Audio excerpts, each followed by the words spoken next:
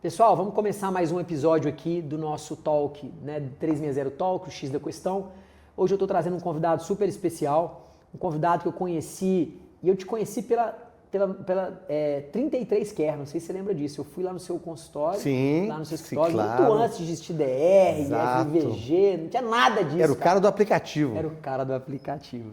Fazer um aplicativo que vai integrar cirurgia plástica. Cirurgia plástica, paciente, exatamente. Então, eu conheci o Alexandre isso deve ter tranquilamente, se nós estamos em 2025, deve ter uns 7 anos mais ou menos isso, para 8. Para mais, E aí, para mim, é um convidado super especial, porque de lá para cá eu acabei também entrando muito nesse universo da plástica. E eu tô para te falar, eu te falei isso nos bastidores, que eu acho que talvez você seja o cirurgião plástico com a maior empatia que eu conheço. E aí hoje eu acabei circulando muito nesse meio, né construí o Hospital São Rafael, a FG Cirurgia Plástica, então eu entrei muito no mercado da plástica, apesar de ser engenheiro de formação. E, cara, eu acho que eu nunca vi um cara com uma entrada nos dois times, no Atlético, no Cruzeiro, na zaga, no ataque, com o juiz. Um cara que tem uma capacidade de agregar, de costurar, de conversar. E eu acho que isso é de um valor, especialmente pra gente que é de negócio, isso é de um valor monstro, porque a gente está num ambiente, eu falo isso muito, que eu vim de uma indústria que era um desafio imenso, cara, para ganhar 1 centavo. Eu vim de uma indústria que era uma indústria moveleira. Para vender uma poltroninha dessa aqui, cara, você vê o cara, 300 pessoas envolvidas, costureira e tal. Chegar no final, quando nós ganhamos? R$15. Você fala, pô, não é possível o negócio dele, não sei nem se vale a pena. E aí, cara, você entra num ambiente cirúrgico, num ambiente da plástica, onde assim, né, eu brinco que tem um neurocirurgião, o cirurgião plástico, Deus e a casta. O ego absurdo, cheio de jacaré querendo comer o rabo do outro. E você é um cara, que tem trânsito. Cara que respeita, que conversa, que troca ideia. E eu vou te falar uma coisa que eu mais te admiro, nunca te falei isso, com a humildade de sentar e falar assim, cara, eu tô aqui para aprender. Eu tenho 30 anos de cirurgia plástica, mas eu tô aqui para ouvir uma coisa que possa me levar, possa fazer um pouquinho diferente para mim, desse continuar aprendendo. E eu acho que isso é de um valor monstro. Queria te agradecer a participação. Né? Hoje eu falei com você nas mensagens que a gente trocou, falei, cara, você é o cara que eu gostaria de trazer. Agradeço. Então, brigadão por participar. Eu que agradeço estar aqui de coração, uma felicidade enorme. Mas acho que isso tudo vem da formação. Eu me formei em 1992, mas desde o 3º ano de faculdade, ou seja, 3 anos antes de eu formar, eu já acompanhava a cirurgia plástica, uma equipe de cirurgia plástica. Então, uma vez por semana, eu tirava da faculdade de medicina e me dedicava de manhã até às 11 da noite com essa equipe de cirurgia plástica. Depois, na época de formação de residência, eu estava com outra equipe que tinha se dividido em 2. E essas equipes, então, a gente se esforçava, eu, no caso, me esforçava para conseguir frequentar as 2 equipes que estavam divididas. Mais essa outra equipe de cirurgia plástica que eu já acompanhava antes. E você falando assim, me veio na cabeça isso. Talvez esse tenha sido um grande exercício de entender várias partes da cirurgia plástica que pensavam de maneiras diferentes. Sim. Sem certo e errado. E no passado, a comunicação era diferente de hoje. Sim, totalmente. Então, por exemplo, na época de faculdade, ou mesmo da residência médica, e qual site de cirurgia plástica você acha que eu frequentava? Tem ideia? Nem ideia. Nenhum. Não existia computador.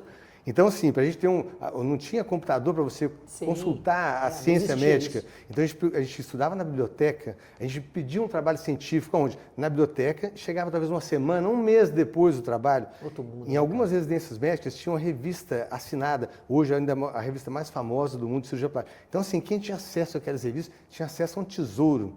Então, ou seja, era um outro mundo. E a única certeza que a gente tem nesse mundo é que vai mudar. Tudo vai mudar.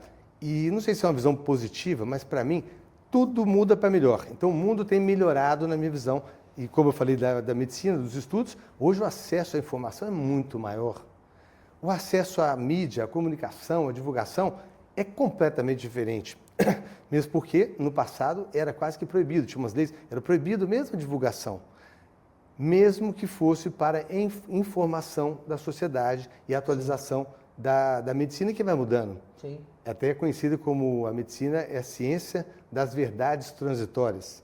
Então, por exemplo, a gordura, no passado ela foi vilã, não podia injetar a gordura. Hoje, sabe-se maravilhas de células-tronco e de recuperação de feridas e de recuperação da textura da pele com cheio de gordura. Então, assim, às vezes o vilão vira mocinho na medicina com o passar do tempo. Então, acho que esse trânsito que eu tive em várias equipes veio dessa época. E talvez pela paixão, porque eu fui me apaixonando por aquilo, foi me deixando. Hoje eu fico muito feliz quando encontro com os amigos, com os colegas. Tem cirurgião que fala, não quero contar com os colegas, eu me chateio muito. Eu fico numa felicidade enorme e sempre aprendo com muita gente. Então isso é muito bom. Cara, você sabe assim, o nosso programa aqui que eu estava te contando, né?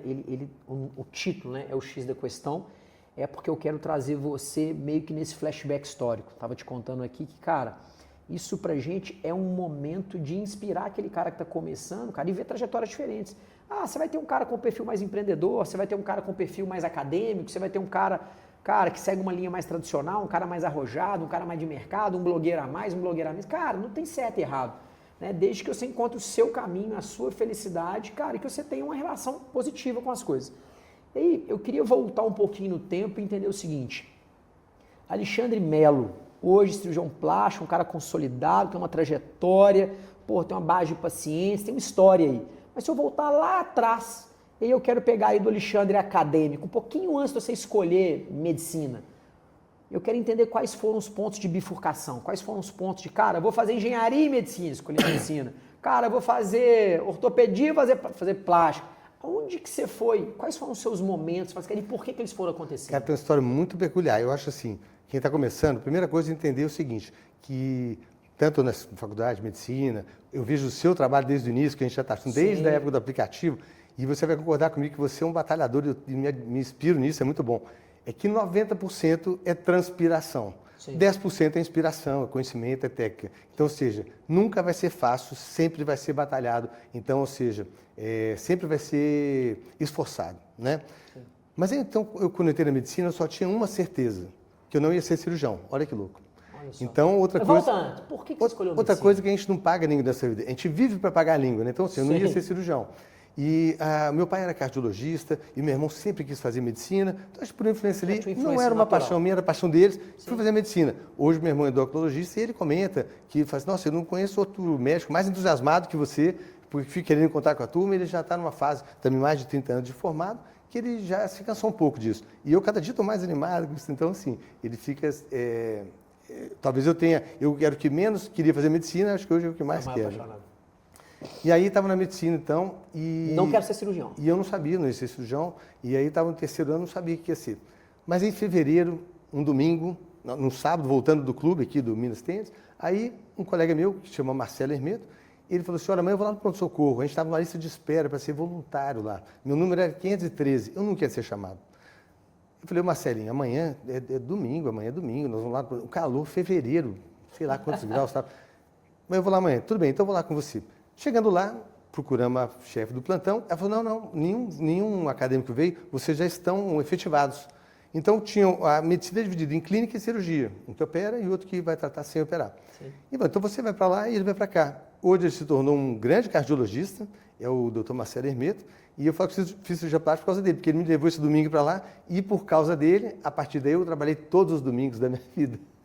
E aí eu fui para a cirurgia, aprendi então a dar os pontinhos, a anestesiar, e os cirurgiões plásticos foram elogiando esses pontos, a maneira. E eu falei, ué, mas não é que de repente pode ser um caminho? Eu não sabia qual caminho. Eu já estava ficando ansioso já, não sabia que área da medicina que eu segui. Sim.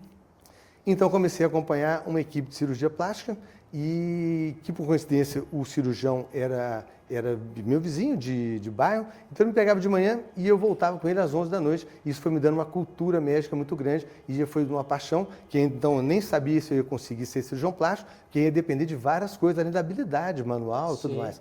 Mas eu já fui tendo aquela cultura, foram 3 anos que eu acompanhei durante a faculdade e dedicando às outras áreas também. Quando eu terminei a faculdade, eu fiz 20 cursos fora a faculdade de medicina, que já não era fácil, mas eu fiz 20 cursos extras. Então, assim, como aonde? Medicina? Na UFMG, a Federal de Belo Horizonte, de Minas Gerais. Então, ou seja, além do curso, ainda fiz esses cursos, eu não sabia se ia ser cirurgia plástica ainda.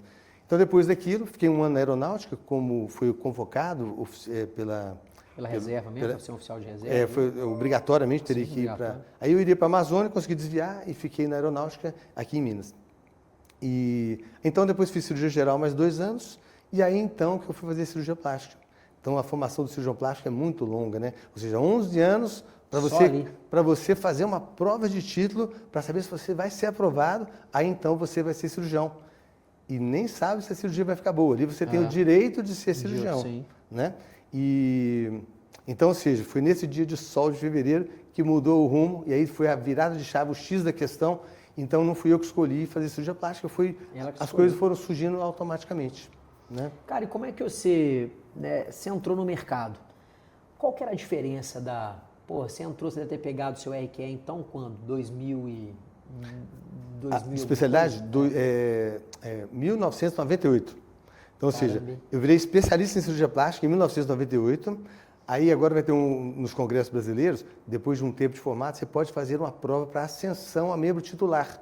É como se você adquirisse um direito de ser, vamos dizer assim, um nível mais de ser professor dentro daquele grupo, né? Sim. Então eu me tornei cirurgião plástico em 98 e peguei título de membro titular em 2003.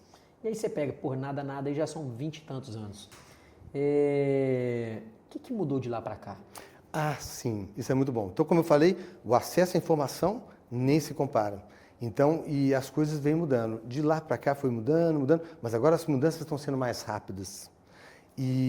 Então, primeiro a informação, né, onde você adquire conhecimento médico, hoje então com ChatGPT e tudo mais. Curso para lá, curso para cá. Isso. Então, a nossa informação na época era então em biblioteca, na residência e congressos. Então, os congressos traziam muita coisa.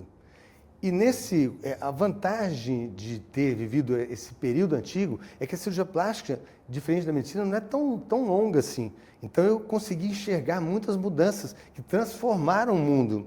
Que uma delas é o seguinte, lipoaspiração. Há quanto tempo existe a lipoaspiração? Existe a vida toda.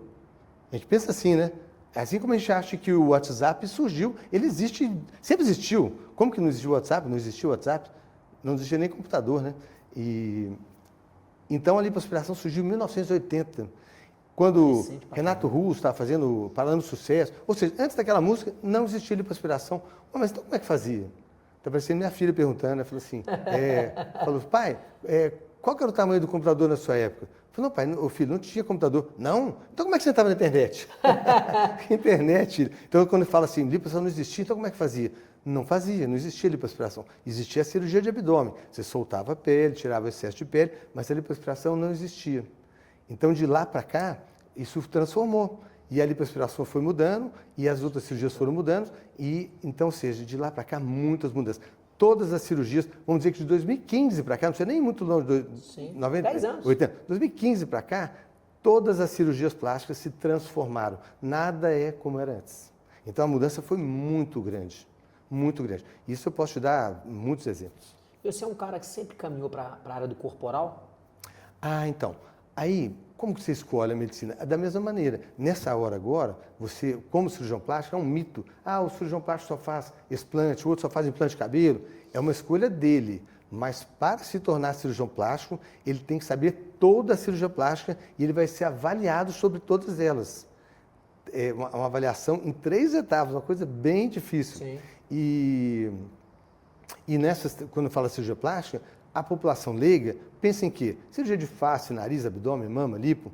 Mas, na verdade, isso é só um ramo da cirurgia plástica. São as cirurgias embelezadoras ou cirurgias estéticas. Porque tem as outras, cirurgias de defeitos congênitos, lábio leporino, fenda palatina, cirurgia de queimado, cirurgia de mão, microcirurgia, uma gama de cirurgias. Então, ou seja, tem cirurgiões plásticos hoje que só trabalham com queimados, mas foi uma escolha dele, porque para ele se tornar cirurgião plástico, ele teve que fazer todas as áreas da cirurgia plástica e ser avaliado em 3 etapas bem difíceis para ser cirurgião plástico.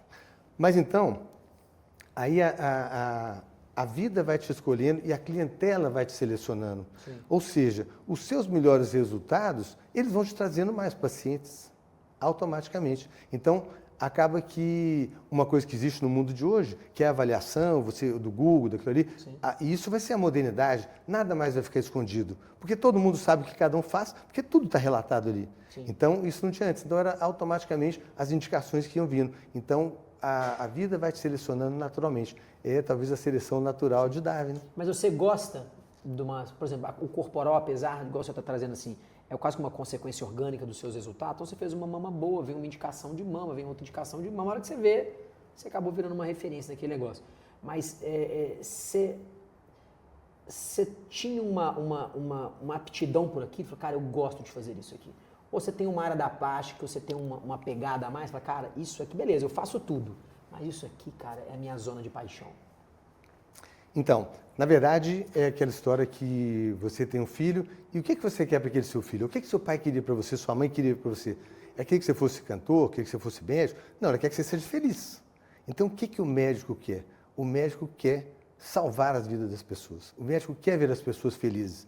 Então, ou seja, a felicidade que você produz te retroalimenta e te deixa feliz também. Então, ou seja, você vai ficando cada vez mais apaixonado quando você consegue transformar a vida daquelas pessoas. Então, você vai vendo as aptidões e o seu senso estético de cada uma delas e vai evoluindo nelas. Alexandre, deixa eu te perguntar uma outra coisa aqui, uma curiosidade que eu tenho. Na sua opinião, qual foi a maior diferença de mercado? Então, eu imagino o seguinte, que lá em 2000, acontecia esse movimento orgânico do boca a boca. Né? Você operava uma paciente, um resultado legal, ela indicava uma amiga, indicava uma prima, indicava uma mãe, a filha, enfim, ficava ali naquele ecossistema. O nível de divulgação de alcance, ele naturalmente era mais restrito, mas a coisa acontecia meio que naturalmente. E hoje em dia é essa loucura, uma porrada de canal, rede social, essa loucura, essa parafernália. Como que você viveu por essa transição e, cara, quais são os maiores desafios que você tem enfrentado? Assim? Qual que é a grande diferença que aconteceu a nível de mercado? Excelente.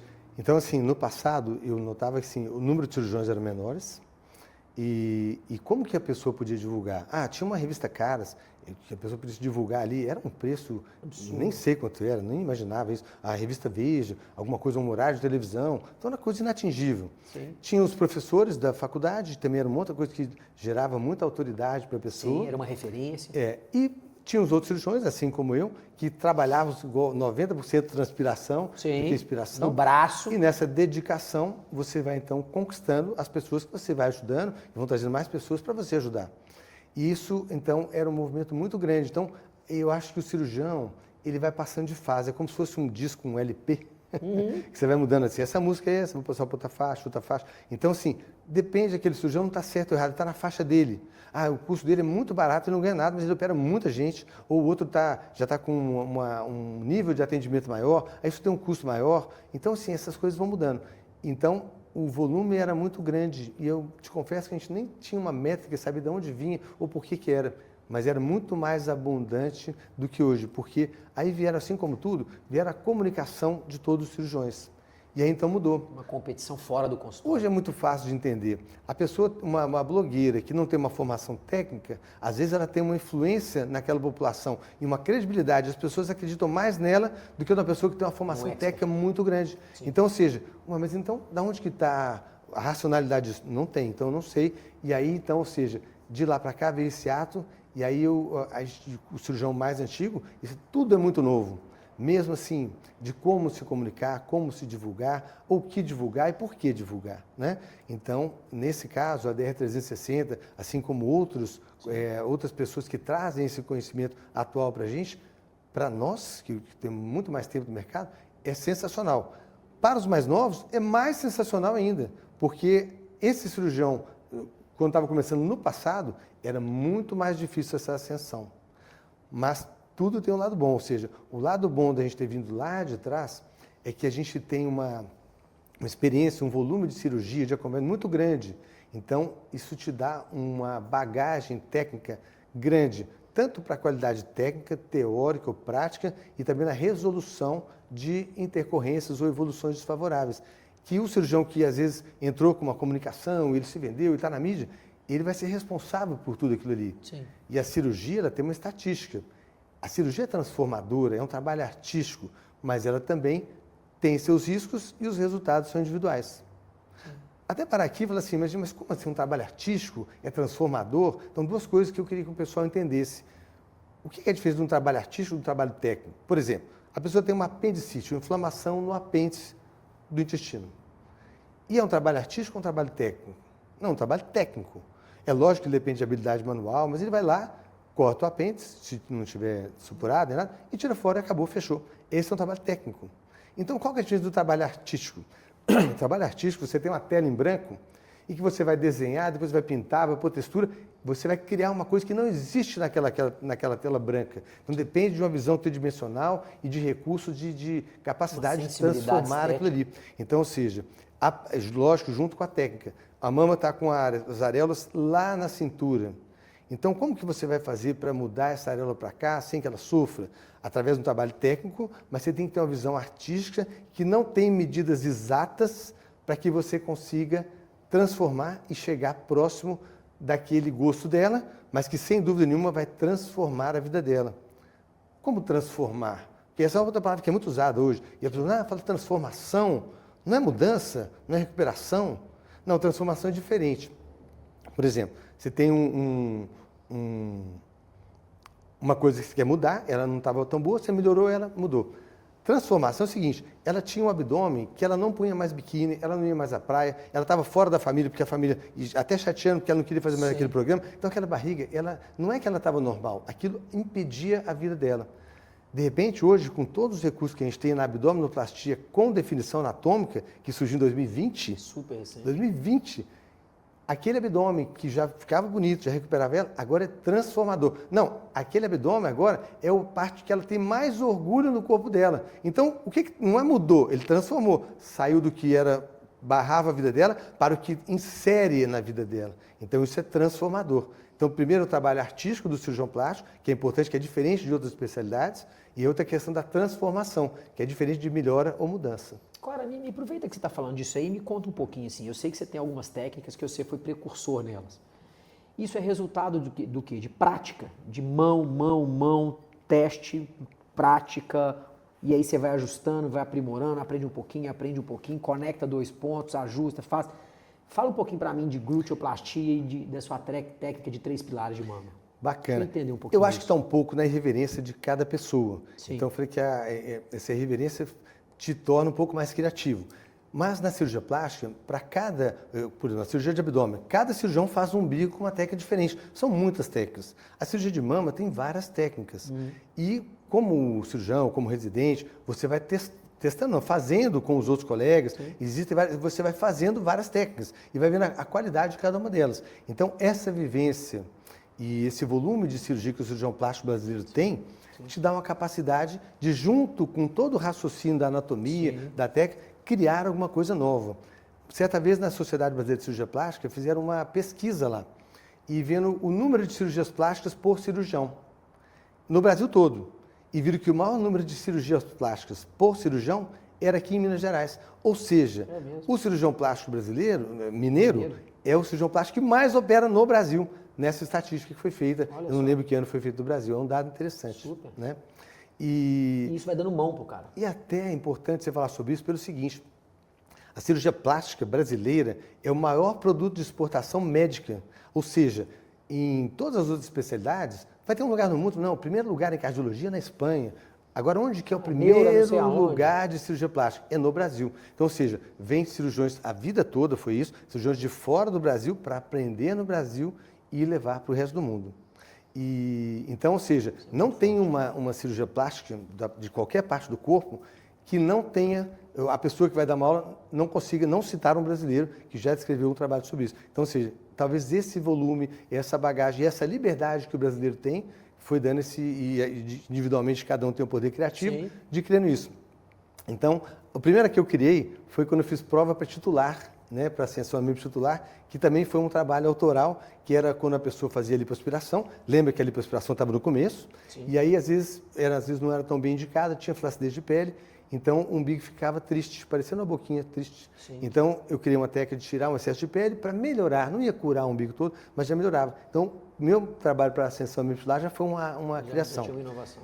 E aí, depois disso, criei uma técnica de cirurgia de mama.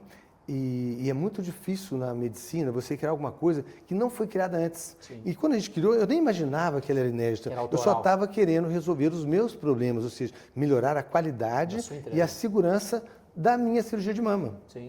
Da cirurgia de mama das minhas pacientes.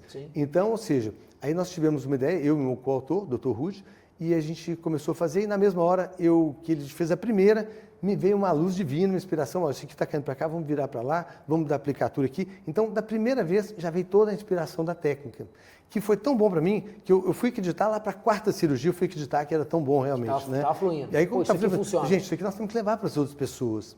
E até um ponto muito importante é que na medicina, não tem como, se você ouvir algum cirurgião falando assim, olha, isso aqui é exclusividade minha, só eu sei fazer, desconfie.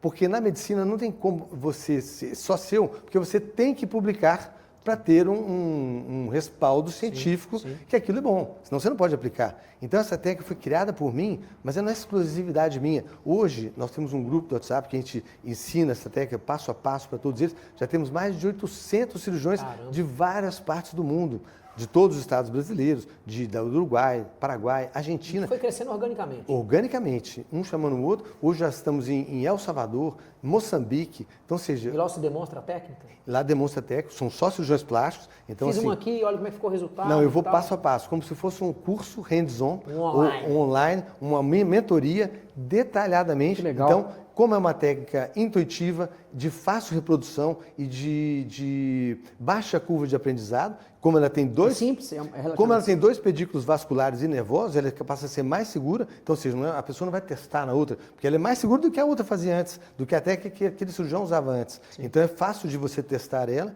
e a única técnica com dois pedículos nervosos. O que são dois pedículos nervosos? É o que leva sensibilidade para a areola. Então, ou seja, tem uma chance de sensibilidade maior do que nas outras técnicas. Então, foi meio intuitivo e que veio. Tem quanto tempo, Alexandre? Oi? Que você botou isso no ar? Essa técnica foi publicada cientificamente na revista da Sociedade Brasileira de Cirurgia Plástica em 2023. É super recente. 24 e 25. 23, 24, 25. 2, 3 anos. Né? Em 2, 3 anos já tem, agora nós vamos ter a Jornada Mineira, vai ter um fórum só sobre essa técnica no Congresso Brasileiro, que vai ser em novembro, já tem 6 palestrantes, ou seja, todos formados por mim, para poder, que se especializaram e cada um seguir um segmento e vão falar coisas detalhadas. Por exemplo, essa técnica, então tem um que se especializou em cirurgia pós-grande emagrecimento com essa técnica, talvez seja a melhor indicação. O outro vai falar sobre explante, quando a pessoa tira a prótese e vai então refazer a mama, pela técnica dos 3 pilares. O outro fez essa mesma técnica com a cicatriz em L. Então, ou seja, essa técnica foi surgindo várias ramificações e o que eu ganhei com isso? A maior felicidade do mundo. E isso não tem preço para a gente, porque a gente fica muito feliz em poder ter transformado, então, a vida desses cirurgiões e desses pacientes dele, assim como transformaram a minha. Então, isso é uma coisa que engrandece a gente mais. E com o passar do tempo, isso é que vale a pena para a gente. Porque o recurso a gente já adquiriu durante a vida, já tem recurso de sobra para poder ter uma vida de qualidade, feliz, que é o que a gente quer. Né? Cara, e você não ficou só por aí. Eu vejo que de vez em quando a turma foge de alguns procedimentos que você mata no peito e manda pro gol. Cruro, bráquio, glúteo. Engraçado. Por que isso, cara? Detalhe. Então, assim, só voltando naquelas que a gente criou, depois da técnica 3 pilares, já na pandemia, eu assistindo, então, os cursos online que a gente estava, né? Só um detalhe para quem está assistindo, que pensa que a pandemia parou a cirurgia, o contrário. Então, desses 30 anos, sempre existe uma sazonalidade. Tem época do ano que tem mais cirurgias, tem menos. Geralmente, férias escolares tem mais cirurgia. Mas na pandemia foram 2 anos que não teve período de baixa. Era totalmente completo e que para nós também era bom, porque a gente estava feliz de trabalhar, porque saía de casa. Sim. Então, ou seja, foi um período de muito trabalho. Aí aquela relação com os colegas que você falou e tal. Será que um cirurgião ele é competidor do outro? Será? Ué, mas na pandemia todos estavam operando muito. Então como é que um competiu com o outro? Será que um cirurgião vai dar conta de operar todas as cirurgias? Quantas cirurgias plásticas faz no Brasil por ano? Você tem ideia? É, absurdo. 2 milhões de cirurgias plásticas. Agora vem um dado interessante. Dessas cirurgias plásticas todas, temos que são embelezadoras e tem o restante que a gente chama de reparador, que elas são indivisíveis, todas são da cirurgia plástica. Uma depende da outra, e são princípios são os mesmos. Mas, ou seja, as reparadoras, chamadas assim, o convênio cobre e o SUS também. Então, qual se faz mais, cirurgia reparadora ou cirurgia embelezadora no Brasil, por ano? Reparadora? Embelezadora. 60%, que são cirurgias todas feitas de pagas ou privadas. Então, ou seja, mas então será que a beleza é tão importante assim? Será? Porque existe na cabeça das pessoas que a beleza é futilidade. É, uma associação errada de que beleza é futilidade. E aí, será que foi? Então, tem um livro muito interessante da Nancy Etchikoff, que é A Ciência da Beleza. Recomendo, muito interessante para ver. Fala cientificamente sobre cada ponto da beleza. E a primeira frase do livro é de Platão. Ele fala que todo ser humano, todo homem ou mulher, ele deseja 3 coisas. Deseja ter saúde, ser rico por meios lícitos e ser belo, ter beleza. Então, assim, lá de Platão. Então, ou seja, você vê que essa história da pandemia, a importância da beleza na cirurgia. E aí a gente falou reparador estética. E será que a cirurgia reparadora está reparando o quê? Por exemplo, a pessoa nasceu sem orelha, anotia. 1 para 50 mil meninos nascem sem uma orelha. E tem cirurgias para reparar. Essa foi a primeira cirurgia que me apaixonou na cirurgia plástica reparadora, foi essa. Lá no Hospital da Baleia, o Dr. Renato Lage, tiramos então uma costela, ele esculpiu a costela e foi então confeccionar uma orelha nova. Bacana, essa cirurgia é uma cirurgia reparadora, mas ela está reparando o quê? A pessoa não volta a ouvir, ela não ouve desse ouvido, ela não volta a ouvir, então não volta a função. Ela só está recuperando a estética, então está reparando a estética. Então olha só como a estética é importante, porque tudo que você está reparando ali, você está reparando a estética, porque a pessoa quer se sentir bem, quer ter uma autoestima, quer ser feliz, e ela com a cirurgia reparadora ou com a cirurgia embelezadora vai reparar da mesma maneira. Sim. Né? Então eu criei depois disso, agora na pandemia, uma cirurgia da cruroplastia. Então tem cirurgias que os cirurgiões não gostavam. Mas eu no meu mundo interno, na minha vida privada, eu não tinha ideia que a gente fazia de uma forma um pouquinho diferente.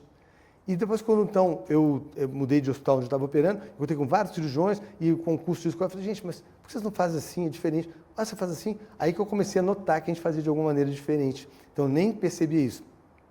E eu comecei a fazer então essas cirurgias que eles não gostavam muito na equipe deles.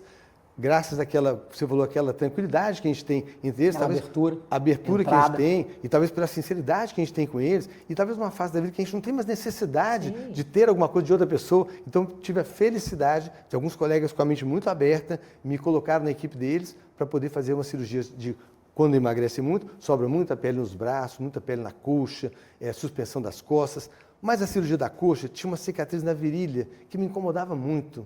E eu falei, gente, essa cicatriz tinha que ser mais escondida. Eu imaginava que na vida íntima devia ser um desconforto muito grande. E na pandemia, num curso online, me veio uma ideia, um estalo também, de criar uma técnica nova que não tivesse cicatriz na parte da frente do corpo. E aí, então, criei uma nova técnica, que é a cruroplastia, ou a coxoplastia, médio posterior em S, ou seja, não tem cicatriz na frente. E ela foi publicada, então, agora, 2025, foi publicada agora, 2025. Agora. Então, ou seja, aí essa felicidade de poder entrar nessas equipes e fazer essa cirurgia, que para mim ela é tão feliz quanto as outras. E a gente tem conseguido uma felicidade, que é o que leva a gente, move a gente naquele sentido, dessas pacientes que há pouco tempo, ou em alguns lugares, essa cirurgia é coberta pelo sistema de saúde. Mas talvez ela seja tratada não com tanto rigor e exigência como é feita a cirurgia de mama daquele paciente que vai no seu consultório. Mas no meu caso não, a gente levava a mesmo rigor e a mesma exigência estética que a gente fazia na cirurgia de mama ou de outras partes para cirurgias após o emagrecimento. Então a gente conseguiu essa felicidade de conseguir qualidade de cicatriz melhor, posicionamentos melhores, porque a gente já exigia dela uma melhora como era a cirurgia embelezadora da mama, do abdômen e de outras partes. Já tinha uma pegada estética forte. Você falou do glúteo, é o seguinte, é que a cirurgia do glúteo, a prótese de glúteo, então tem maneiras de aumentar o glúteo, que seria colocando gordura ou então colocando uma prótese. Mas essa cirurgia da prótese, pouquíssimos cirurgiões fazem, gostam e sabem fazer. Os motivos, talvez porque não foi ensinado na residência, é uma cirurgia nova e que não era ensinado, os cirurgiões já não faziam antes, é uma cirurgia que exige talvez uma técnica maior do cirurgião e não se apegavam àquilo e não evoluíram. Então isso não foi sendo passado de gerações. Eu já tentei no Congresso Brasileiro, montei até um curso sobre técnicas facilitadoras de prótese de glúteo, entusiasmo os cirurgiões fazerem também, mas não consegue avançar tanto. Há 20 anos eu falei com ele, olha, essa cirurgia daqui a 10 anos vai estar tão popular quanto a da mama. 10 anos depois ele me cobrou e realmente não estava tão popular quanto a da mama. Então, ou seja, os cirurgiões, a maioria não comentam, não comentam, não divulgam e ainda fala assim, essa cirurgia... Não fica boa. Aí o cirurgião que confia naquela paciente já não quer mais. Então, ou seja, quem quer fazer cirurgia de prótese de glúteo, converse com o cirurgião que faz a prótese de glúteo. Ou melhor ainda, converse com pacientes que já fizeram. E como essa técnica ela exige alguns detalhes, no passado não foi seguido esses detalhes, então houve distorções, e aí a entrega visual não era boa, e aí, ou seja, denegriu a imagem no passado, que hoje exige muito mais elaborada e a entrega muito mais do que entregava antes. E fica muito bom o resultado, né, cara? Ela consegue, então, o volume, consegue a projeção e a consistência. A gordura não. Ela consegue volume, mas não consegue consistência, né? E a projeção também é menor. Sim. Então, ou seja, ela consegue mais coisas do que a gordura. Mas tem um detalhe, elas não são inimigas. A prótese de glúten pode ser usada junto com a gordura. A prótese de glúten fica dentro do músculo, a prótese, e a gordura vai ficar junto da gordura, que é mais superficial. Então pode ser uma cirurgia mista, pode ter as duas coisas ao mesmo tempo. Então, assim, espero que esteja levando novidades para as pessoas que estão assistindo, porque é uma dúvida muito grande, ninguém sabe bem por quê. Cara, vou te fazer uma outra pergunta, mudando de pau para cavaco, que é uma coisa que me deixa curioso. Eu vejo a dificuldade da turma hoje em fazer gestão de gente, em reter, em montar time, montar equipe. E eu estava comentando isso com você também nos bastidores. Porra, eu vou lá no seu consultório, lá no seu escritório. Pô, tem gente que está com você há 20, há 30, há 10. Essa puta que eu pariu. Como é que o cara consegue reter essa turma há tanto tempo? Né? E ali já virou quase como uma família Zona Alexandre Melo, né? Como é que é a sua visão sobre gente? Como é que você começou a construir gente? E por que você acha que você teve essa capacidade de reter por tanto tempo uma coisa que é tão difícil no mercado de hoje? Porque parece que você não é um gestor, mas acaba sendo, tá vendo? E existiu época de maior volume, que a gente tinha uma equipe muito maior e que gerencialmente era muito mais complexo, né? Sim. Hoje a gente foi enxugando, o trabalho nosso é muito mais limitado hoje. Sim. E o nosso objetivo... Muito mais boutique, Nosso objetivo é esse mesmo, ou seja, é de focar naquele paciente e dar atenção de uma exclusividade que eu não sei se vai ter em outro lugar. É rara. Que detalhe? Como assim? Como essa exclusividade? Porque eu costumo dizer que eu vou estar com você. O paciente que está com a gente, a gente tem um número de vagas limitadas, mas o que está com a gente mesmo, de corpo e alma. Costumo dizer assim, até mando uma mensagem para ela, que no dia da cirurgia dela, ela é a pessoa mais importante da minha vida. Então, quando minha mãe era viva, ela nem se minha mãe me ligar, se minha mãe falecer, não me avisa antes da cirurgia, porque a pessoa mais importante é essa. Minha mãe, digamos que ela tivesse falecido aquele dia, mas ela faleceu, ou estava no hospital, eu não podia soltar uma pessoa para estar na outra. Então, ela é a pessoa mais importante. E aonde que a gente vai estar que ninguém vai estar? Eu vou estar com ela até o final da cirurgia, sim. E quando for passar para outra máquina, que o enfermeiro geralmente passa, não, eu vou passar com ela. E depois eu vou ficar na sala de recuperação com ela, ela vai passar para o apartamento, eu vou lá com ela passar no apartamento. Ah, tem alguém que tem que examinar à noite, trocar o dia, eu vou estar com ela à noite. Então, ou seja, é aquilo que eu te falei, 90% é transpiração. É um trabalho braçal que só quem ama aquilo consegue fazer. Assim como a pessoa ama fazer ginástica, ela vai fazer ginástica e faz muito porque ela ama a ginástica, aquilo, ela sabe o tanto que está construindo aquilo, né? A importância daquela construção. Então, com os funcionários foi a mesma coisa. Enquanto você não vira colega deles e vai trabalhar junto com eles para o nosso chefe, que é o paciente. Sim, o único que existe. Então, ou seja, lá na minha equipe, não tem um chefe de equipe. Às vezes você chega num consultório, aí a secretária arruma, você chegou. Lá não, quando eu chego, é a mesma coisa deles chegarem. Porque o cliente é assim, que eles têm que estar arrumado, preparado e bem orientado e falando corretamente, porque eles sim, é a nossa importância, a gente vive para eles. Então, eles entendem essa filosofia e a gente vai treinando. Então, toda semana, que é mais uma coisa braçal, a gente tem encontro e o cirurgião vai estar ali em todos os momentos, até na preparação.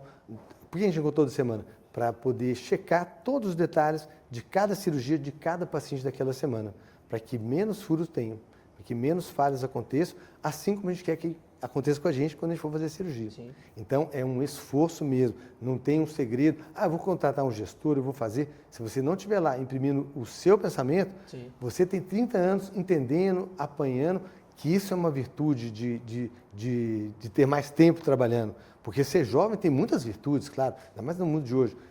Mas ter uma experiência, isso também não tem preço. Você gostaria de voltar 20 anos da sua vida? Peraí, vou ter que estudar isso tudo de novo, criar isso tudo de novo e tentar isso tudo de novo. Não, pelo amor de Deus, está ótimo assim. É lógico que eu quero ter saúde assim, claro, mas voltar, então a experiência te dá essa bagagem que só você vai conseguir perceber que não está sendo passado direito aquilo ali. Lógico, a mente totalmente aberta. Tem áreas novas, como a área de marketing, comunicação, social media, gestão, que a gente não sabia nada, zero. Então, a gente tem que fazer o quê? Sentar, estudar, ouvir, tentar aprender. Mas tem as mídias sociais, o senhor... Não, isso é coisa de gente mais nova, não vou fazer... Não, vocês não entenderam. Esse é um mundo novo. Você está dentro do mundo. Você começa a aprender agora, vai aprender depois, ou vai apanhar mais tempo. Assim como era antes, ou seja... Houve uma certeza, vai mudar. E a gente tem que estar pronto para tentar mudar. Por quê? Para me levar uma melhor qualidade no que você entrega. Que tipo de gestor que você é? Que tipo de líder você é com a sua equipe lá? Você consegue citar 3 assim para a gente ver assim? Você é um cara mais permissivo? Você é um cara mais mão firme, mais autoritário? Você é um cara que é mais um cara que está lá para ajudar? Ou você é um cara que entendi. Mais permissivo, menos permissivo? Sim. Lá é assim, funciona, a gente tem uma central de atendimento, que é fora do consultório, fora do hospital. Sim. É uma central de atendimento, onde tem os arquivos. O time fica lá trabalhando, faz o atendimento, time de remoto, computador, a preparação e tudo mais. Então, nessa central de atendimento, o atendimento lá me lembra um pouco, foi inspirado nisso, me lembra um pouco o Google, essas coisas assim. A pessoa pode com a roupa que quiser, ela tem horário livre, ela é flexível, ela pode mudar o horário, chegar onde... Então, assim, tem essa liberdade muito grande. Então, aí a gente ouve a opinião de todos. É lógico que no final, se tem uma disputa ali, eu tenho uma visão firme e explico o porquê daquela visão. Mas é completamente democrático ou aberto a novas opiniões. Entendeu? Então, você é um cara bem aberto. Completamente aberto, completamente. E eles, então, assim, tem uns pontos fundamentais e que eles têm que entender. Então, assim, eu levo todo o conhecimento que a gente teve. Agora, com a DR360, vocês levam muito conhecimento e que ajuda a debater e que a gente está as mais profissionais, mas é sempre debatido porque a gente testou algumas agências de marketing, social media, e a gente viu que muitas vezes era repetitivo a mesma coisa. Então, acaba que você acaba imprimindo a sua identidade ou uma convicção que você tem, todo mundo está falando que está errado aquilo ali, mas você entende que aquilo que você quer é aquela visão. Então, de repente, o objetivo de um outro cirurgião, seja um e o seu seja outro, e como eu falei, não tem nada errado, né? São visões de cada cirurgião. Sim. Então, ou seja, o negócio de cada pessoa depende da visão de cada um. Nós comentamos sobre alguns colegas que se desenvolveram muito na vida, cresceram muito, dependendo da visão deles e de muito trabalho, claro, né? Sim. Cara, e que se você pudesse compartilhar com a gente, assim, você tem alguma passagem, algum erro, eu vou chamar de erro, tá? Mesmo que tenha servido como aprendizado, você fala, puta, ali foi um erro que eu tive, seja na parte do atendimento humano seu com o paciente, ou seja de gestão, que você fala, cara, ali eu vi que eu errei, eu tive que corrigir a minha rota, ou não, você foi indo entre pequenos erros e acertos e foi construindo a sua trajetória. Tem alguma passagem que tenha te marcado mais? Fala, cara, puta, vou dar um exemplo bobo. Cara, eu investi naquele consultório, né, deixei o meu ego tomar conta da minha consciência, fui investir, tomei ferro, tive que dar 2 passos para trás. Tem alguma passagem na sua trajetória aqui? Nessa parte de gestão, não. Mas na parte técnica ou na parte de atendimento médica, todo dia. Então, assim como um ser humano, o cirurgião forma, como você falou, Deus, o cirurgião, né? O neurocirurgião, o cirurgião plástico, Deus e a casta. Exatamente. Aí ele vai aprendendo, ou seja, ele vai apanhando tanto que ele vai aprendendo, né? Então, ou seja, aí a gente vai como um macaquinho que toma choque e não encosta mais a mão ali. Então, a gente vai aprendendo e isso vai norteando a gente já desde o início, que quanto mais correto você é, mais resultados positivos, mais sucesso você tem, mais pessoas felizes. Então, mas esse ser correto, não é que a pessoa é desleal, não. Sim. Esse ser correto é o seguinte, vamos seguir esse parâmetro correto aqui? Quanto que eu posso tirar de gordura? Não, vou tirar mais. Não, vou tirar só esse que eu posso. Não, vou tirar mais porque eu sou jovem, eu sou abusado, eu quero melhorar, eu quero entregar mais que todo mundo. Aí você vai tendo problemas, aí você toma um choque, graças a Deus, reversíveis, e aí você volta e fala, não, a partir de agora, eu vou ser o mais correto possível. Essa é uma dica então para quem está começando, que você perguntou. Sim. Quanto mais correto você é com a técnica, com seus valores ou o que você quer levar, melhor fica. Por exemplo, foi uma paciente no consultório, ela estava acima do peso, ela queria fazer várias cirurgias juntas e eu já tinha operado pessoas da família dela. Eu falei, olha, você tem que chegar nesse peso, por isso. Vamos fazer essa cirurgia primeiro ou aquela, mas não pode fazer tudo junto. E era muito difícil, porque mudar de vida é muito difícil. Mas aí me liga, muito tempo depois, a primeira mandou mensagem, olha, ainda bem que você não operou minha prima, ela achou alguém que operasse ela faleceu.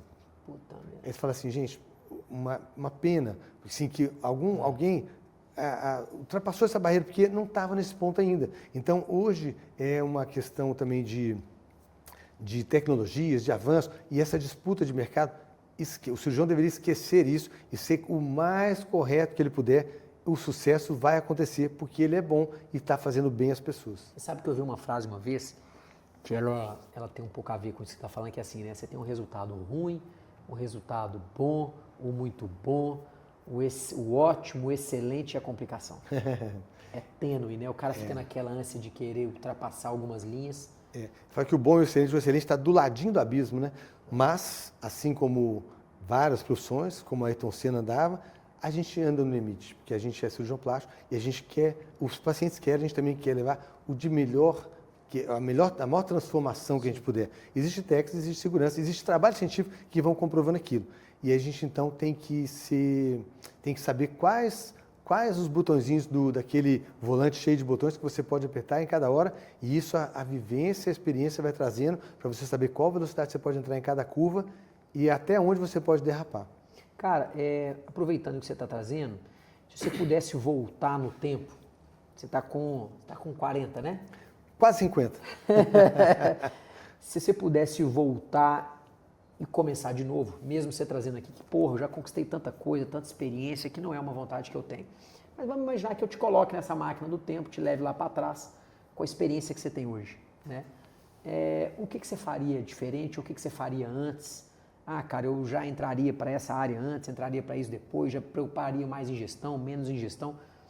O que você poderia dar conselho para o Alexandre de 20 anos, ótimo. 30 anos atrás? Cara, não viaja maionese nisso não perde seu tempo com isso, foca naquilo, já vai por esse caminho, economiza um tempo. O que você traria para o Alexandre de 30 anos atrás? O ser humano, eu falo que a criança nasce cheia de defeito e vai melhorando, vai apanhando e melhorando, né? Sim. Então, o ser humano, o médico que ele dedicou exclusivamente à medicina até os 25 anos, depois ele ficou mais 6 anos, dá 26 anos, e ele está assim com a vida dele atrasada.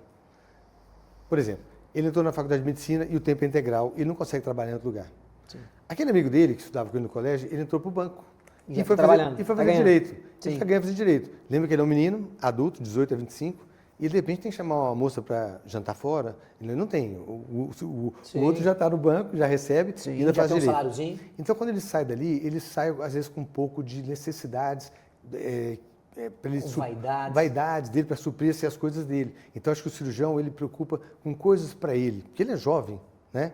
Mas se ele pudesse ter a consciência e aquele pouco que ele tem, se ele puder investir no trabalho dele, é um melhor caminho. Por exemplo, ele puder investir num consultório melhor, numa clínica melhor, numa equipe de gestão. Segurar a onda do ego. E aí, ou seja, ele não comprar o carro que ele quer, não fazer a viagem que ele precisa fazer, ele é um investimento. Mas ele já investiu tanto da vida dele ali, porque na medicina você não investe só o dinheiro, você investe o tempo da sua vida. Sim. Então, ou seja, a pessoa que escolheu fazer o direito, escolheu manhã, tarde ou noite. O médico não, escolheu manhã, tarde e noite. Então, ele dedicou muito a vida dele. Os melhores anos da vida de todo mundo, 18 a 25. Lá. Pensa você aí, onde é o melhor lugar que existiu na sua cidade para diversão? Ah, foi naquele lugar tal. Quando que você ia lá? 18 a 25.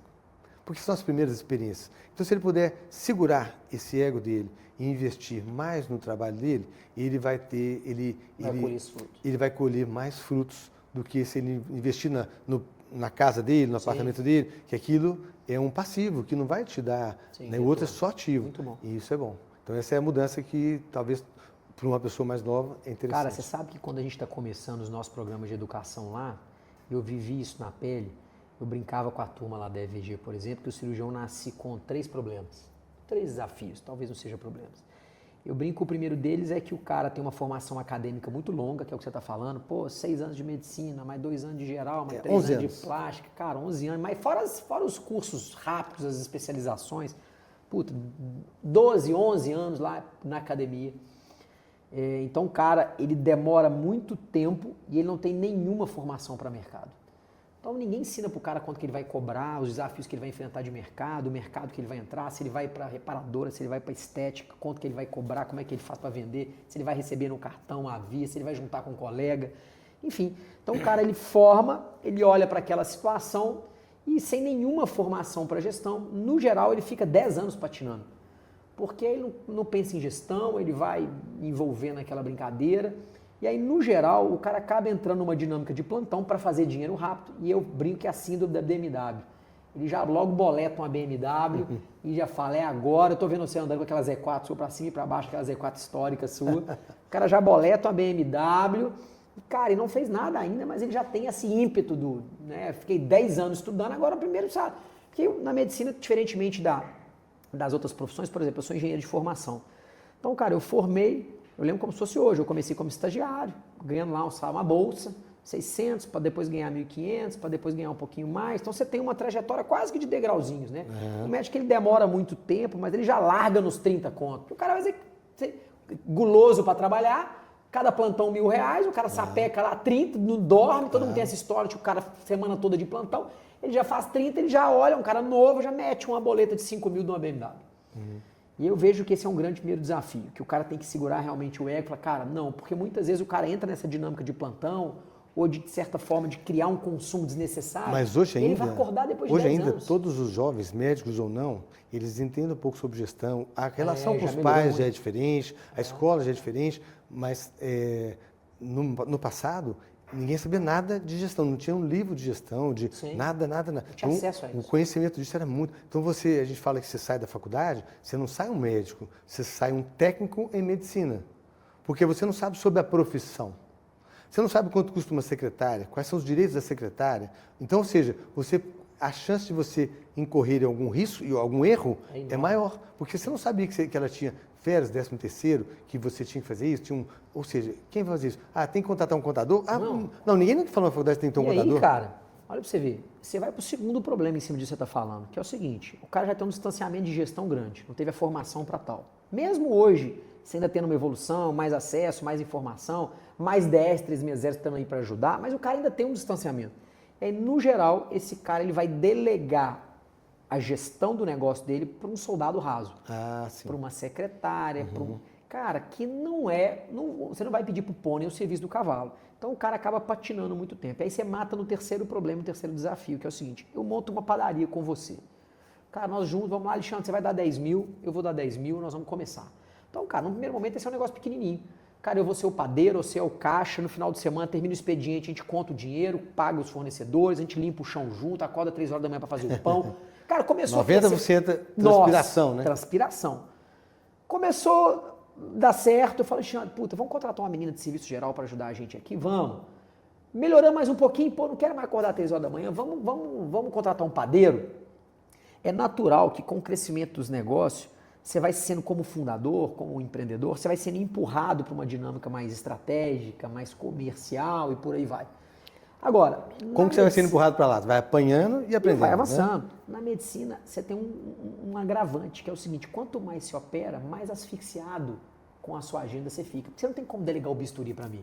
Você não tem como chegar para mim e falar, Daniel, puta, velho, eu tô cansado, pra caralho. Vai lá amanhã operar para mim, toma aqui o bisturi, a paciente é tal, é mama, resolve lá. Você não tem como fazer isso. Então, quanto mais você cresce, mais asfixiado você fica, velho. A cirurgia plástica é um trabalho técnico, científico e artístico. Sim. Então, como que você delega uma arte para um outro artista? Não tem jeito. Não tem jeito. E nisso que você está falando, domingo a gente grava lá uma reflexão de domingo, né? E a gente acaba aprendendo um pouco dela. Que fala o seguinte, que o talento, ele ganha o jogo. Mas só o trabalho de equipe que ganha o campeonato. Sem dúvida. O sucesso é um esporte coletivo. Sim. E isso aí, quando a gente fala, a gente não sabe. Então, você falou da equipe. Então, tem equipe, tem pessoas que estão com a gente há 10, 20... Tem um assessor que não gosta de falar quanto tempo ela está lá, que fica entregando a idade dela, mas que está há muito tempo. Então, ou seja, essas pessoas têm uma história com a gente. E as pessoas são importantes. Não preciso só de uma instrumentadora, eu preciso dessas instrumentadoras. Porque elas já têm todo aquele crescimento, já tomaram aqueles choques com a gente, já viveram aquilo ali, ou, como diz o mineiro, já comeram um saco de sal junto. Então, elas já estão preparadas para evitar problemas. Porque a cirurgia plástica, a gente pensa assim, o risco é na cirurgia, mas na verdade a cirurgia plástica é feita no consultório. É lá que está a segurança da cirurgia. É quando você decide o que fazer, e como fazer e qual a importância daquilo para aquela família, né? E aí, ou seja, um planejamento muito arrojado, mesmo que a cirurgia tenha aparelhagem nova e tudo mais, ela vai ter mais riscos do que uma pessoa que planejou de uma maneira mais segura. Alexandre, eu não vou poder deixar de perguntar, nós vamos entrando aqui para a reta final, e quem que é o seu personal stylist? Hein, meninas? Como é que eu não pergunto isso? De vestir bem? Da onde você tirou essa estileira toda? Eu acho assim, é natural. Você não sempre foi assim, não foi? E eu acho que desde sempre menino? foi. Eu lembro quando eu fui para o pronto-socorro, então, trabalhar aos domingos, e eu não sei como, porque nem recurso tinha, mas acho que eu me lembro assim, que eu ia com a camisa de branco, eu usava roupa branca. Não era essa roupa, não era esse scrub agora de bloco cirúrgico. Camisa social, calça branca, era roupa de médico, era roupa branca. Cinto branco e tal. E era uma camisa de linho branca, então assim... Aí, já era diferente. Aí como o cirurgião plástico já tinha elogiado, já estava acompanhando o cirurgião plástico, aí eu já brincava assim, essa roupa de cirurgião plástico e tal, mas era natural. Mas fica assim, o perigo de você usar uma roupa legal um dia é que você fica refém dela. Então, se você vai num lugar sem essa roupa bacana, já te cobra. Mas cadê a roupa? Que roupa é essa? Então, você não pode mais voltar à roupa normal. Então, você está escravo desse estilo. Mas é uma marca, né, cara? Dizem que eles gostam. Agora eu me divirto. Às vezes eu abuso um pouco mais, faço coisas mais abusadas, justamente para a gente divertir com os amigos, dar uma conversa, né? Muito bom. Ô, cara, e me conta uma outra coisa aqui. O que você projeta para os próximos? Você é um cara novo ainda, cheio de energia, se cuida bem. O que você olha, o seu horizonte médio para os próximos 5, 10 anos, tanto pessoal quanto uma dinâmica de mercado? Para onde você acha que esse mercado ele vai caminhar? O que o futuro da cirurgia plástica reserva para você? Então, essa eu, na verdade, não sei, né? A gente fica imaginando, né? Claro. Mas a questão volta naquele tema sobre a importância da beleza ou da estética para cada um. Então, vocês já notaram que a parte da estética já melhorou muito, né? Aumentou muito, cresceu em todas elas. Que seja o cara que produziu um cosmético, cresceu muito, a dermatologia, outras partes que não têm a formação do cirurgião plástico estão crescendo paralelamente, de forma até indiscriminada, levando risco à população. As coisas tendem a se equilibrar. Mas estar bem consigo mesmo, ou conseguir se inserir naquele ambiente, e com os recursos que a cirurgia plástica melhorou muito. Então, ou seja, a cirurgia de mama com prótese hoje, ela fica muito mais bonita do que ficava antes. A cirurgia de nariz é uma especialidade à parte. Eu parei de fazer em 2021, de tanto que ela evoluiu, de tanto que ela melhorou. E as cirurgias após grande emagrecimento, que eu falei do braço, da coxa, do glúteo, então isso tudo ainda está em começo. Uma cirurgia muito nova, que é o explante. Então, ou seja, desde a década de 60, se colocam 300 mil pares de próteses por ano no Brasil, 300 mil nos Estados Unidos. Então, em algum momento, alguém pode querer tirar. Então, essa cirurgia aumentou muito. E a reconstrução da mama após a retirada da prótese é uma coisa que está evoluindo muito ainda. Então, muita coisa tem para melhorar. Então, acho que as áreas da cirurgia plástica estão melhorando muito, sem falar em coisas futurísticas que já são reais, que é a parte, por exemplo, a gordura que foi vilã. Hoje estão descobrindo células-tronco, e além das células-tronco, muito mais importante, são células de migração de fatores e que fazem recuperação do corpo e que vão dando outros estudos e que podem ser extrapolados para outras áreas da medicina que dão a cirurgia plástica. Feridas que eram incuráveis, hoje com enxerto de gordura da lipoaspiração, estão sendo recuperadas. Então tem uma área futurística na cirurgia plástica que tende a crescer muito. Fora as coisas que a gente nem imagina que podem surgir ainda, né? E o que não vai mudar? Não vai mudar. Então, ou seja, quando surgiu há 25 anos o laser de CO2 para fazer o peeling facial e aquilo queimava a pele e retraía a pele, eram os resultados tão bons que falaram assim, olha, em pouco tempo não vai ter mais cirurgia de rosto. E a cirurgia de rosto está aí, todo mundo fazendo. Por que isso? Porque, às vezes, algumas tecnologias você acha que ela vai para frente, mas algumas não vão, e vê que a melhora delas é limitada. Mas mesmo que surja uma outra que seja mais eficiente, o que não vai mudar e que outras áreas da medicina vão perder, mas a cirurgia plástica vai manter? É a capacidade artística do cirurgião. Aquilo que eu falei, porque você não é só fazer aquilo, você vai criar uma coisa nova e que não está em padrões rígidos que o robô pode ler e que você tem, às vezes, que criar durante a cirurgia e modificar todo o seu projeto durante a cirurgia. Então, depende da capacidade artística.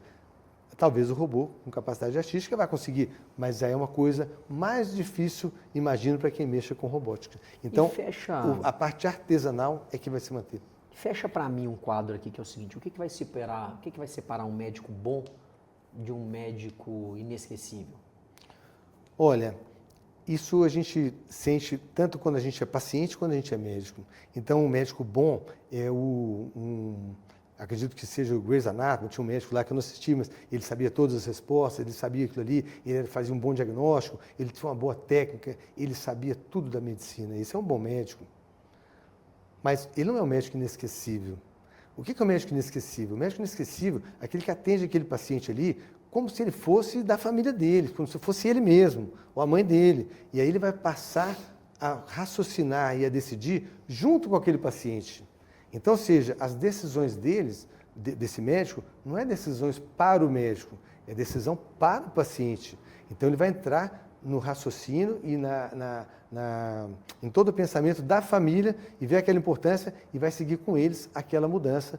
Ou, mais importante disso, não seguir aquela mudança. Então, ou seja, vários pacientes foram do meu consultório, em vez de gastar milhões de reais, eles economizaram centenas de milhares de reais. Por quê? Por exemplo, algumas pacientes minhas já foram lá, vim aqui porque minha próstata está rompida e tal, olhou, mas vamos pedir o exame certo. Pediu o exame certo, a próstata não estava rompida. Só que ela estava feliz com o corpo dela, ela não queria trocar a próstata. O peito já estava do jeito que ela quer, ela é feliz com aquela próstata. Ou seja, quantos mil reais ou quantos mil dinheiros ela não ganhou indo ao meu consultório e eu sendo cirurgião para ela e não para mim. Então, você não precisa operar. Se quiser operar para mudar, não, a forma, adoro essa forma. Então, ou seja, um cirurgião que vai participar com ela, como decidindo junto com ela, para ela. Então, eu falo que a cirurgia não é para o cirurgião, a cirurgia é para a paciente. Show. Cara, bom demais. Queria te agradecer, né, o bate-papo. Inclusive, vou fazer um jabá para você aqui, para todo mundo seguir o Dr. Alexandre Melo, Plástica BH.